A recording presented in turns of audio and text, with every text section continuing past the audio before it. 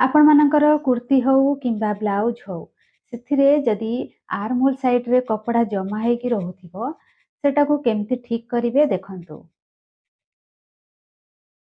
ପ୍ରଥମେ ଆମେ arm ହୋଲର ଲେନ୍ଥର middle point mark କରିବା। ଯଦି ଆମେ ହାଇ ନେକ୍ ବନଉଥିବା ତାହେଲେ ଏ କୋଣ ପାଖରୁ 1.5 ଇଞ୍ଚରେ ମାର୍କ କରିବା। ଯଦି ଡିପ୍ ନେକ୍ ବନେଇବା ବ୍ୟାକ୍ ନେକ୍ର ଯଦି ଡିପ୍ଟା ଅଧିକା ଥିବ ତାହେଲେ ଏଠି 1 ଇଞ୍ଚରେ ମାର୍କ କରିବା।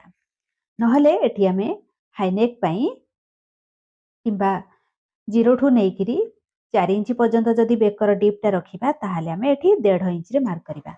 ଆଉ ଏମିତି ଏ ଫିଟିଂ ପର୍ଯ୍ୟନ୍ତ ଏମିତି ସେପ୍ଟା ଦେବା।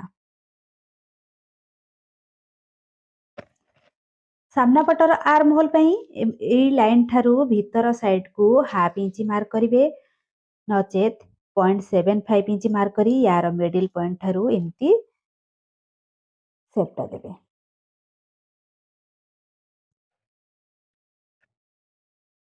ଏହିପରି ଭାବରେ କୁର୍ତ୍ତି କିମ୍ବା ବ୍ଲାଉଜରେ ସେପ୍ଟା ଦିଅନ୍ତୁ। ଦେଖିବେ ଆର୍ମ ହୋଲ ସାଇଡରେ ଜମାରୁ କପଡ଼ା ଜମା ହେଇକି ରହିବନି।